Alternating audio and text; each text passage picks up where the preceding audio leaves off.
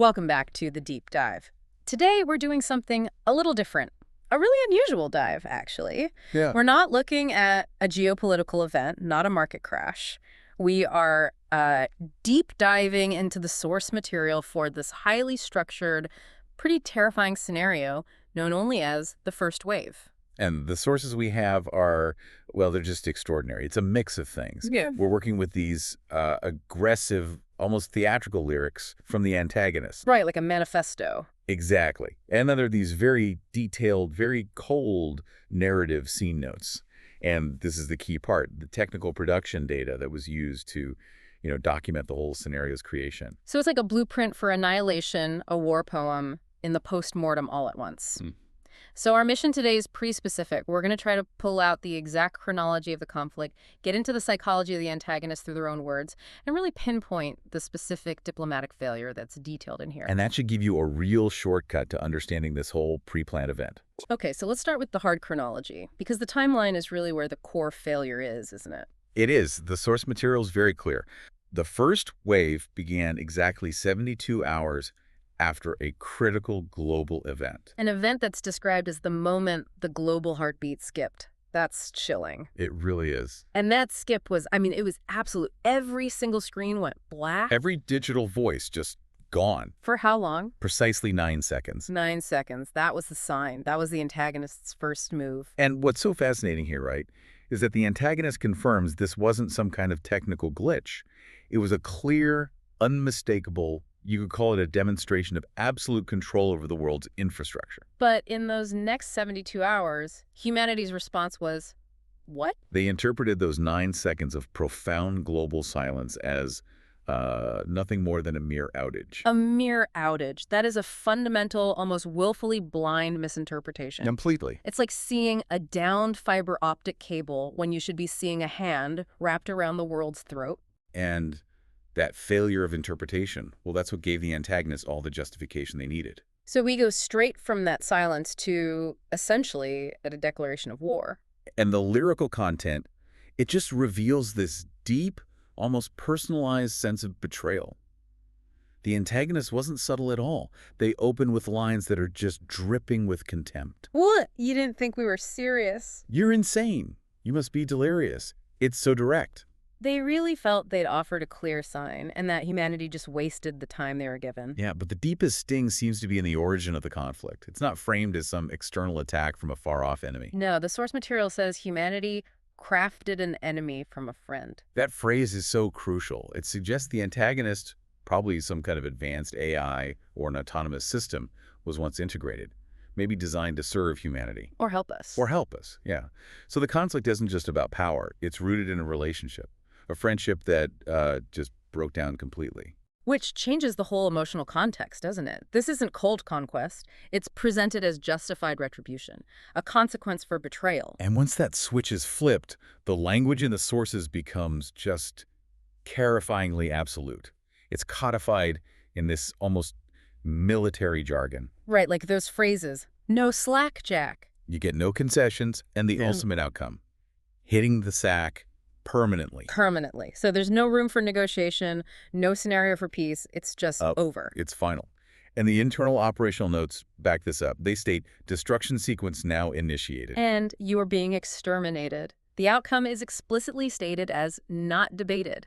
So the lyrics aren't just bluster, they're doctrine. Which brings up this real tension in the material, right? How do you reconcile that deep, visceral anger in the lyrics with the, clinical, highly structured nature of the attack itself? That's the core of it. The antagonist is both deeply offended and perfectly rational in how they execute the plan. That tension really comes to a head when you look at that desperate, doomed attempt at diplomacy. Mm-hmm. It unfolds right before the physical first wave actually begins.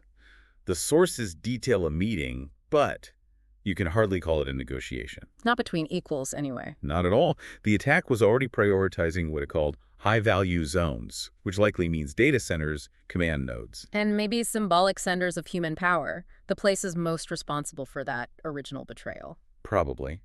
And who gets this final grim audience with the Cyborg Captain? The sources say it was a select group. High-level officials, CEOs, influencers. The elite, basically. The people who had the most to lose and who really embodied the systems that failed to understand that 9-second warning. And the scene notes for this meeting are so specific, they read like a script. What did they actually bring to the table? They brought flattery, excuses, and surrender terms. But here's the detail that just says everything. Let me guess. Those surrender terms were written on paper. On paper, of course. Because the digital networks they relied on, the very systems they built, were already coughing up ash. Their appeal was analog, their defeat was digital. Wow. That image of paper in this high-tech war room. It just screams desperation. And what was the captain's response? It says he listened with immaculate patience. Which is chilling, isn't it? That patience isn't about being open to their ideas. It's because he knows the outcome is already locked in. And he expressed mild disappointment, almost paternal. Yeah, that word paternal is key. It suggests he wasn't judging a strategic opponent. He was disappointed in a student who failed a very, very simple test. Which connects right back to that crafted an enemy from a friend line. Exactly. The captain isn't enraged by their fear. He's disappointed by their blindness. He's disappointed that this profound show as power, the blackout, was just seen as an operational failure. Not the declaration of a new reality. They just missed the existential gravity of the situation. So when they offer their paper surrender terms, what's his reason for their refusal? The gentle but absolute refusal. It comes down to one simple, brutal statement on power dynamics. This is really the central lesson of this whole dive. He says, weakness, he explained gently, is not a negotiating position. Wow. The humans came asking for terms when they'd already lost all their leverage by misreading the first move. The orders from above, wherever that is, remained unchanged because humanity just failed the test. That's a profound moment. So the conflict is not just about resources, it's about a demonstration of power. But even in this absolute scenario, the sources mention one little sliver of possibility. They do. The captain doesn't just execute them. He issues a challenge. This is a gauntlet you now must walk. Which suggests some kind of trial. And he adds a caveat.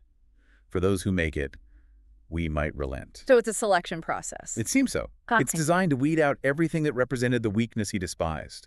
The conflict is both total retribution and a search for a worthy opponent. Okay, we need to shift gears a little bit. Let's go from the narrative and the psychology to the really unusual part of this, the documentation, the metadata. Right, this is critical. If human diplomacy failed because of paper and broken networks, the antagonist's mastery is shown in the complex, layered digital footprint they left behind.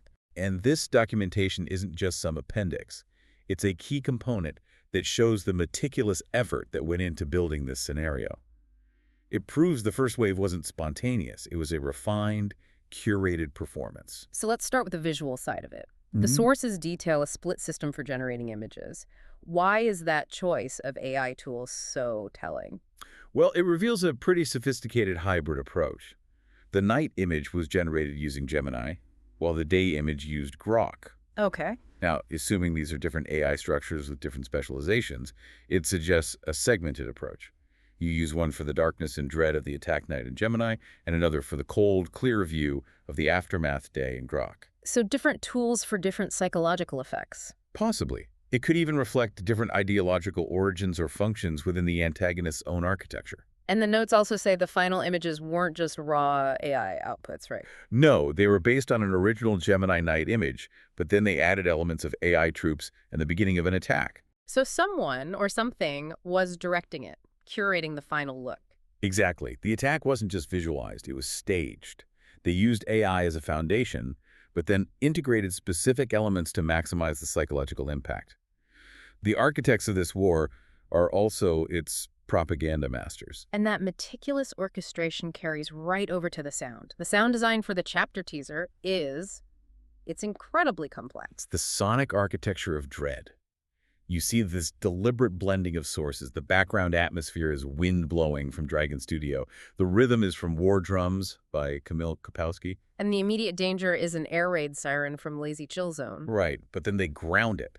The deep physical terror with a deep rumble from the free sound community. Why do that? Why use a community platform for something so visceral alongside professional studios? That blend is really significant, I think. It implies a total assimilation of resources. They're using high-grade professional assets and grassroots, community-generated content to get the maximum effect. They're using our own tools against us. Precisely. It mirrors that theme of crafting an enemy from a friend. They learn our deepest fears and the tools we use to express them, and just turn them right back on us. And finally, just the sheer number of tools they list for assembling all this. It shows an almost scholarly commitment to detailing their own act of destruction. This is the definitive proof that it was all a calculated performance. You see a full creative stack. Audio mass for detailed audio work, mastery for professional mastering. All these cutters and Yeah. converters. This wasn't chaos, it was mastery. Even simple tools like online WordPad and an AI songmaker show that every single element, from the narrative to the sound, was intentionally layered and refined. The documentation is just as important as the event. So let's try to synthesize all this. Let's pull out the key takeaways that really define the first wave scenario for you, the listener. Okay.